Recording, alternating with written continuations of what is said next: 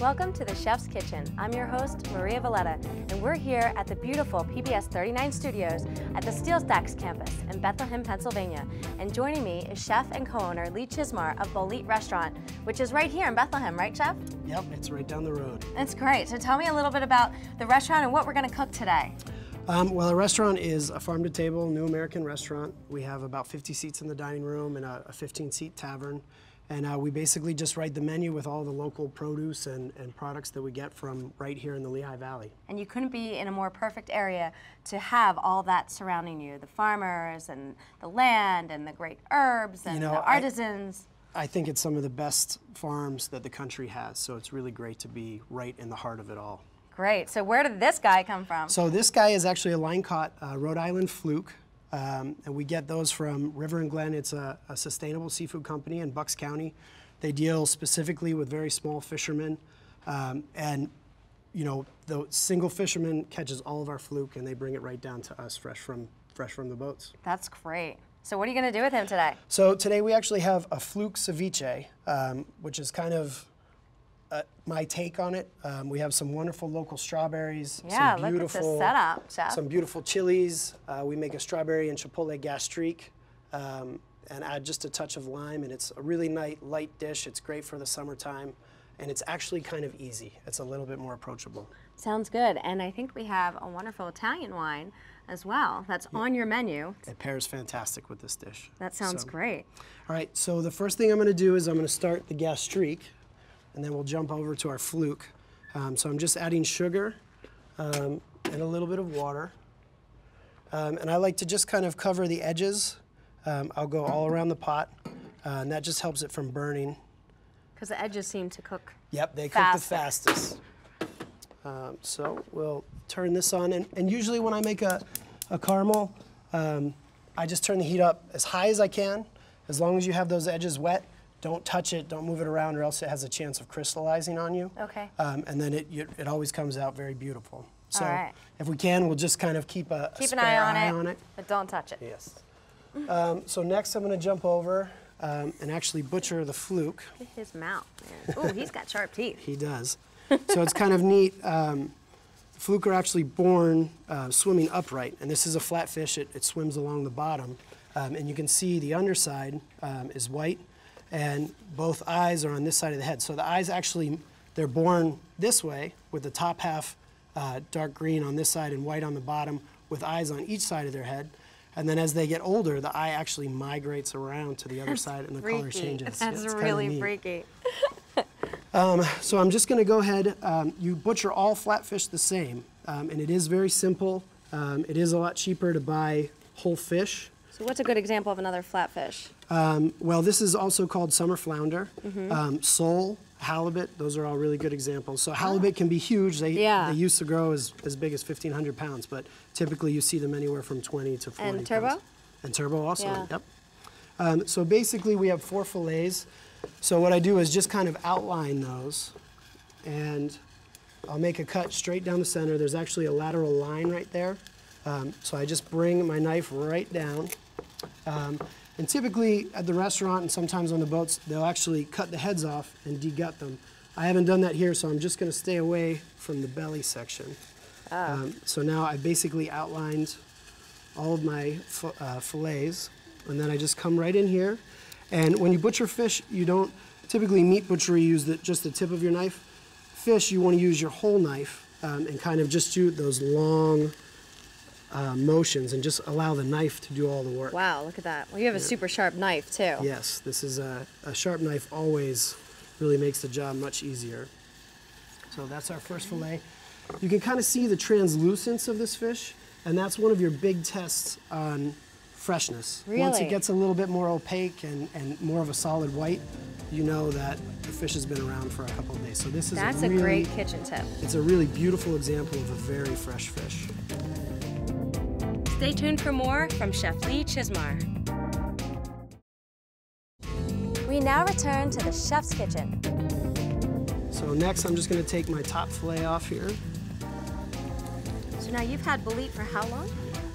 We're going on 7 years. Wow, so we're actually into our 8th year. We opened in 2007.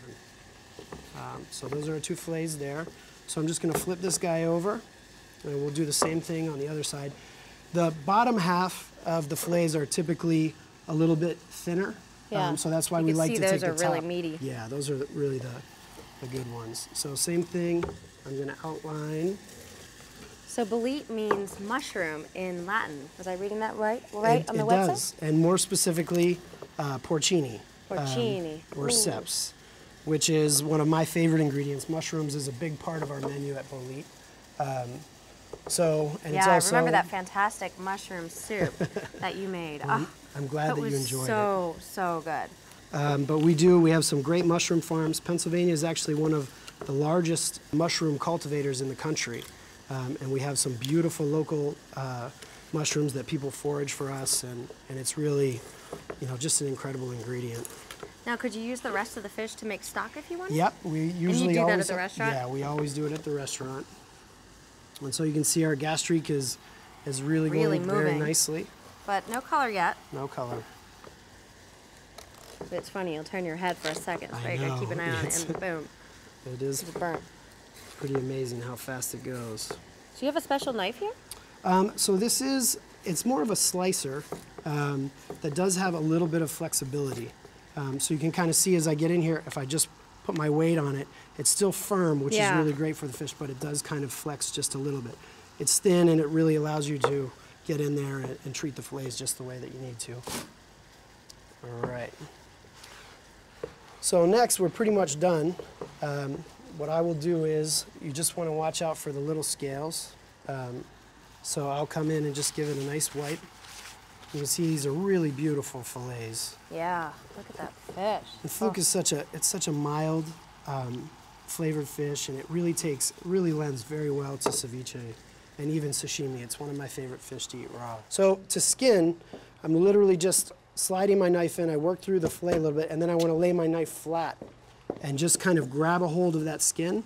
And then as long as you keep your knife, you can actually just pull the skin back and forth. Wow. And it comes right off. I feel like I struggle with that at home, but I think I'm going about it the wrong way. I have it flipped over and I'm trying to get the skin. Yep, and that can be very difficult. Yeah. But as long as you have a sharp knife and you just lay it flat, and you can just pull it straight through. Do that again, let me see. Do one more time. So here, once again, I'm just going to work this right in.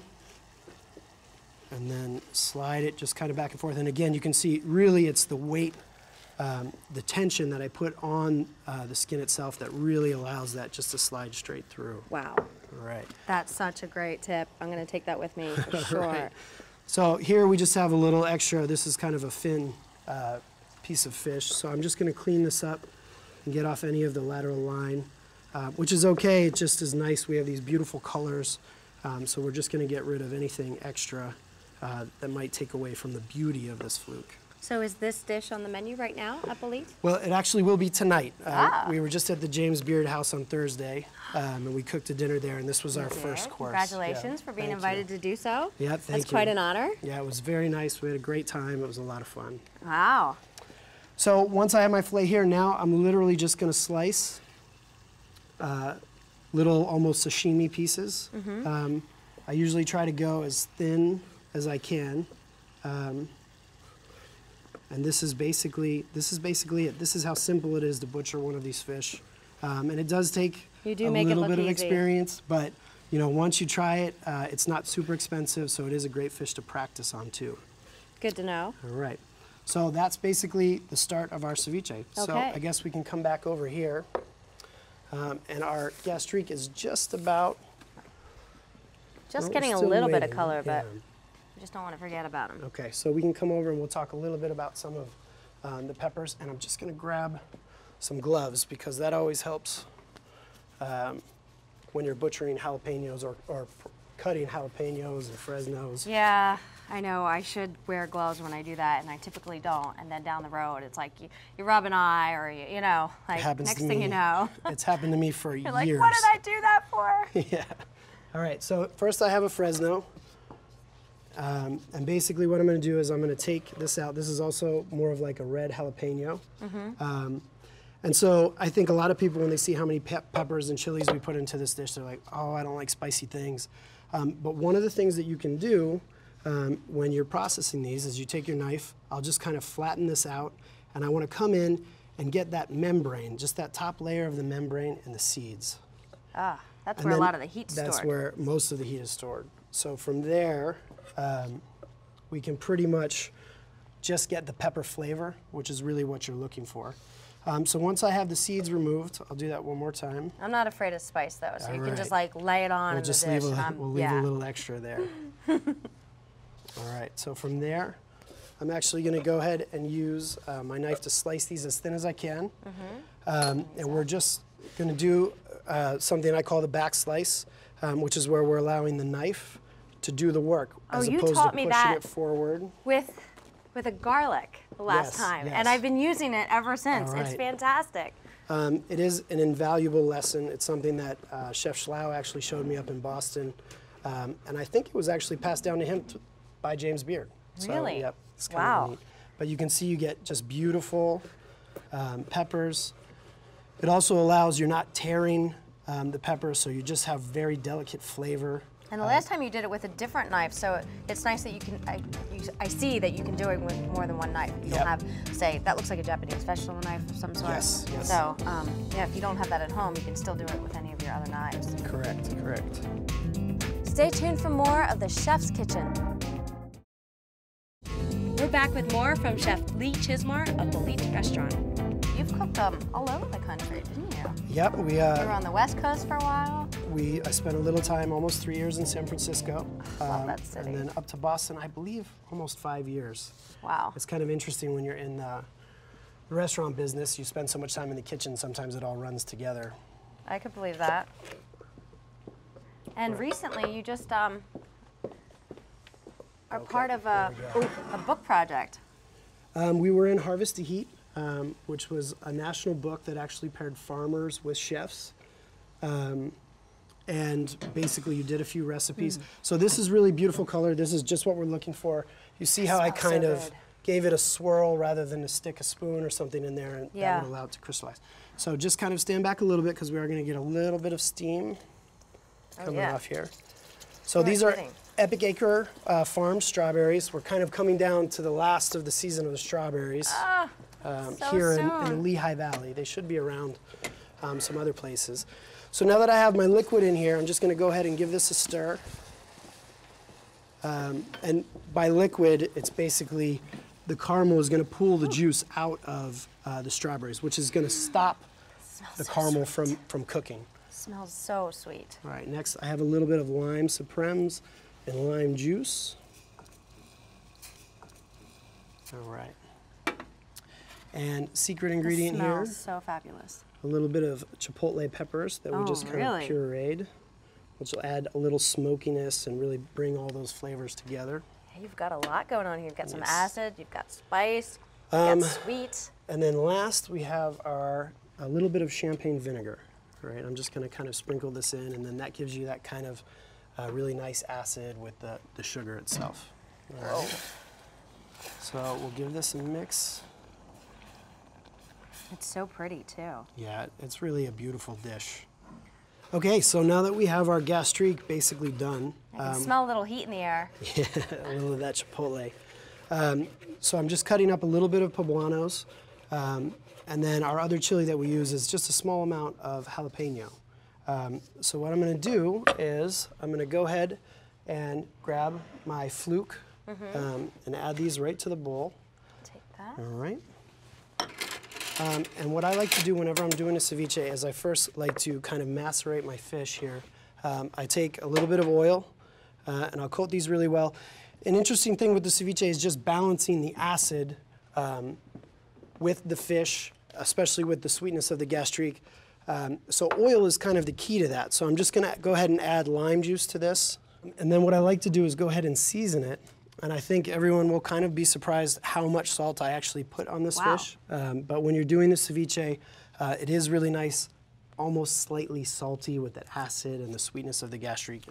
Okay, so our fish is ready. So basically what I'm gonna do is I'm just gonna go ahead and add our peppers here. So do you make this to order?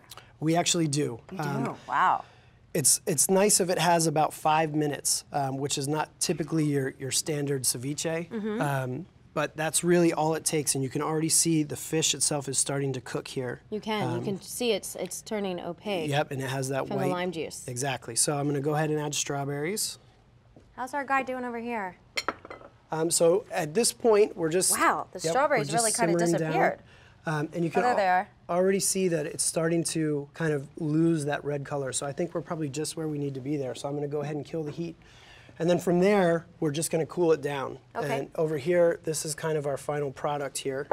You can see it almost looks, you know, it has the thickness like a jam almost. of a light jam there. All right. Yum. So next we have our chilies. I need a little green jalapeno. I love to throw little chive batons in there. I want to taste this by itself because it looks so good. I don't mind. Nope, not at all. This is a dish that we did about 2 years ago, and it really is just one of my favorites. Another kind of interesting twist on this, we use an herb called papalo, which we get from 14 Acres Farm, which is a local farm, and this is it right here. And it's almost like a super cilantro. Go ahead, you can pick it up and smell it. So it really is.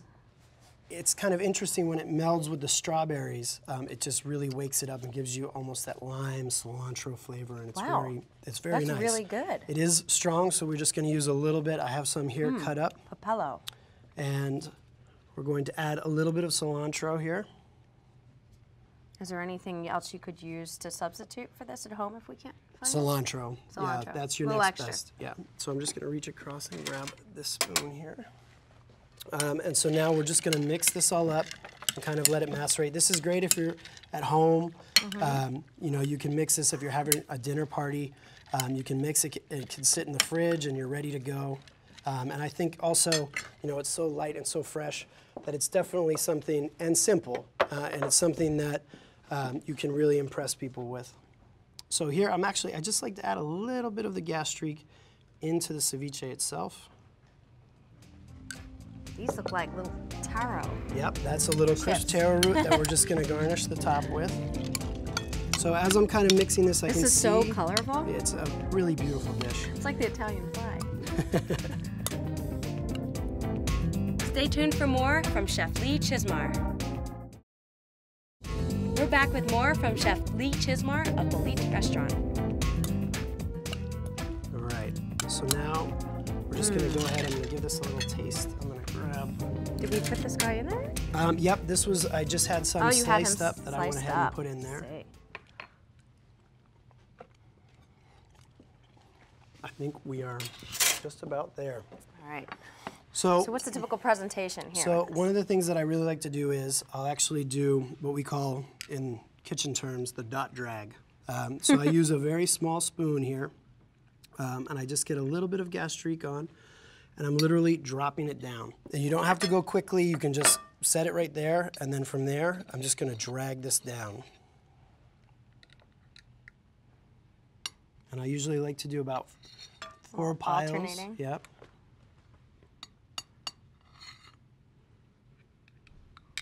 Dot drag. Dot drag.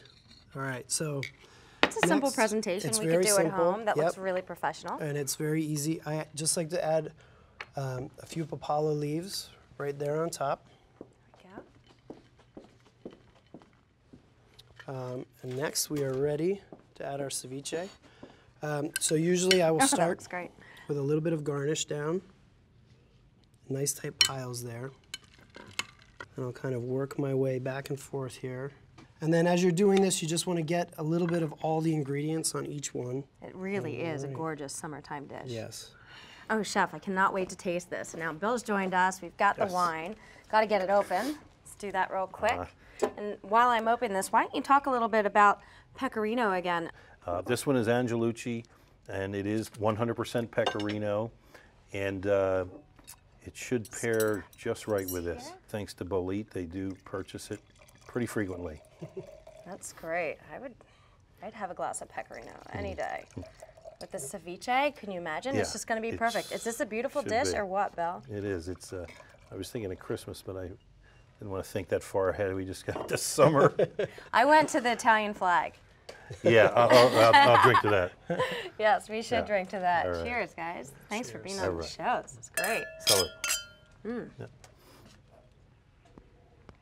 All right, guys, you dig in here with me. All right.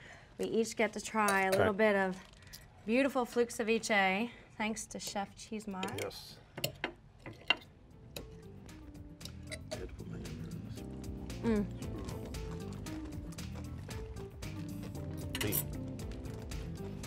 Wow. It really does. Oh my goodness. It pairs so nice with the Oh my wine. goes. Oh. We gotta get another strawberry. Those strawberries are insane. We've had a great year Oh, with Chef strawberries. Chizmar, this is so good. So that's, I'm in awe. This is a perfect summertime combination. Toast to Yes. you and Thank to you. you, Chef, Chin chin. for creating such a wonderful meal for the Chef's Kitchen. Thank you, Maria. Thanks for being on the show. As usual. It's always a pleasure. Great. Thank you. Chef. Thanks.